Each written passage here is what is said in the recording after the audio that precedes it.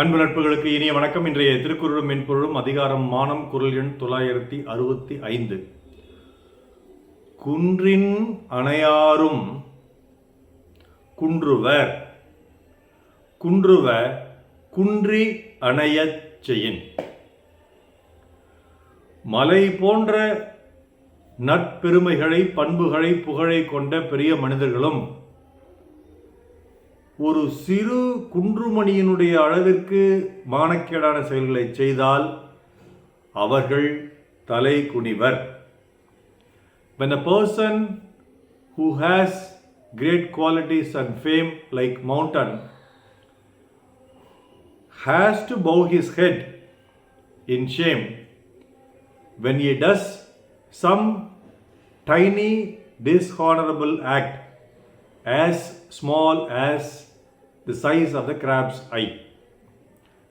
குன்றிமணி, குன்றிமணி என்பதற்கு ஆங்கிலத்தில் கிராப்ஸ் ஐ என்று ஒரு மொழி மாற்றம் சொல்லியிருக்காங்க. அந்த குன்றிமணி நம்மெல்லாம் பார்த்தது, பார்க்காதவங்க கடையில் போய் கேட்டு வாங்கி பாருங்கள். சிகப்பாக இருக்கும் முழுசும், முனியில் மட்டும் கருப்பாக இருக்கும். கொஞ்சோண்டு கருப்பாகவும் நிறைய சிகப்பாகவும் இருக்கக்கூடிய ஒன்று தான் குன்றிமணி.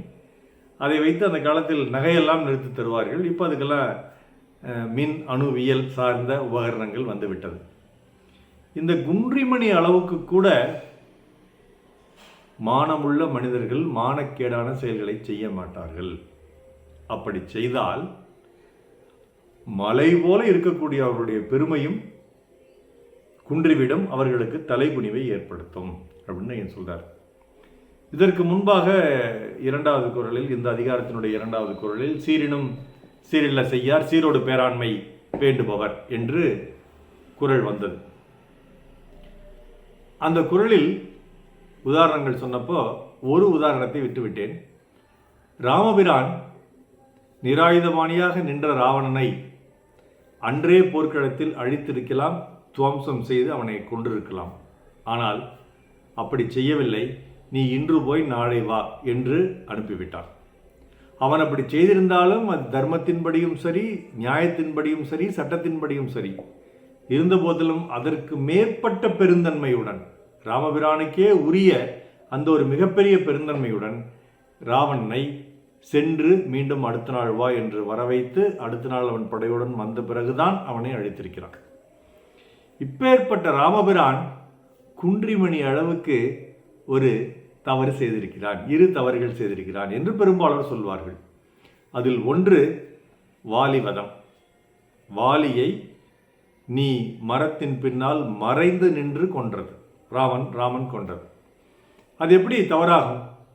அவன் சுக்ரீவன் ஆண்ட நாட்டை அவன் எடுத்துக்கொண்டான், சுக்ரீவன் மனைவியும் சேர்த்து எடுத்துக்கொண்டான், சுக்ரீவனை துரத்தி அடித்து விட்டான் காட்டுக்கு, மலைக்கு. அப்படி இருக்கும் பொழுது அந்த வாலியை ராமன் கொன்றது எப்படி தவறாகும் என்ற ஒரு நல்ல கேள்வியை பலரும் கேட்பார்கள். ஆனால் அந்த வாலியை ராமன் நேருக்கு நேராக சண்டைக்கு அழைத்து ராவணனை எப்படி துவம்சம் செய்தானோ அந்த மாதிரி வாலியை கொண்டிருந்தால் யாரும் அது தவறாக பேச மாட்டார்கள். ஆனால் வாலிக்கு இருந்த அந்த வரம், தன்னுடன் எதிர்த்து நின்று போரிடுபவனுடைய ஆற்றல் தனக்கு வந்துவிடும் என்ற அந்த வரம் ராமனுக்கும் பழித்து விட்டால் ராமனுக்கு இருக்கும் ஆற்றல் வாலிக்கு போய்விடும், ராமன் அங்கே தோற்று விடுவான் என்ற காரணத்தினால் ராமன் மரத்துக்கு பின்னால் மறைந்து நின்று அம்பு எய்தி வாலியை கொன்றான். இது எப்பேற்பட்ட காரணங்கள் சொன்னாலும் மறைந்திருந்து கொன்றது ராமனுக்கு ஒரு இழுக்குத்தான் என்று பலர் சொல்வார்கள். இது ஒன்று. இரண்டாவது, நாட்டு மக்கள் சீதையை பற்றி தவறாக பேசினார்கள் என்று சீதையை தீயில் இறங்கச் சொன்னது. ஊர் உலகம் என்ன பேசினாலும் கணவனாகிய ராமனுக்கு சீதையினுடைய கற்பின் மேல் அப்பழுக்கற்ற நம்பிக்கை இருந்திருக்கிறது, அதில் ஒன்றும் சந்தேகம் இல்லை. ஆனாலும் அந்த மற்றவர்களுக்கு அதை நிரூபிக்க வேண்டும் என்ற காரணத்திற்காக இப்படி ஒரு செயலை அவர் செய்ய சொன்னது பெண்கள் மத்தியிலும் அவருக்கு கொஞ்சம் அவப்பேறு ஏற்பட்டிருக்கிறது என்பது மறுக்க முடியாத உண்மை. அது பலரும் பேசுகிறார்கள். அதனால் இந்த கம்பராமாயணத்திலும் வால்மீகி ராமாயணத்திலும் ராமனுக்கு இழுக்கு சேர்க்கக்கூடிய சில செயல்கள் இங்கே நடந்திருக்கிறது என்று சொல்லலாம். ஆனால் அதற்கு அவர்கள் சொல்லும் காரணம் என்ன? ராமன் ஒரு கடவுள் அவதாரமாக இருந்தாலும் அவர் ஒரு மனிதன். அந்த மனிதருக்கு இருக்கக்கூடிய சில குறைபாடுகளில் இதுவும் ஒன்று இரண்டு அப்படின்னு சில பேர் சொல்லுவாங்க.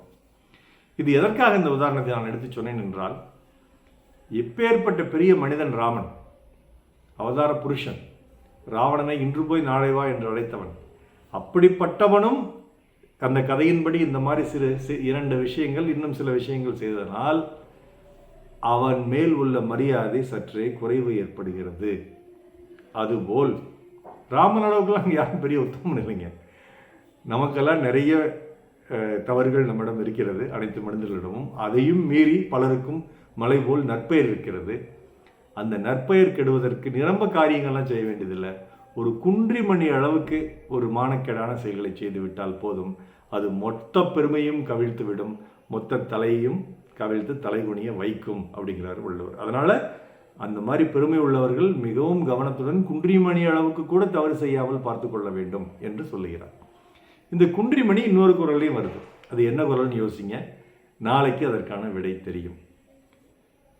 குன்றின் அணையாரும் குன்றுவர், குன்றுவ குன்றின் அணைய செய்யின். நாள் சிறக்க நற்றமிழ் வாழ்த்துக்கள். மருத்துவர் ராம செல்வரங்கம், விஷ்ணத்தில் வெள்ளிக்கிழமை சேலம், கள்ளக்குறிச்சி, அரூர், ஈரோடு. நன்றி.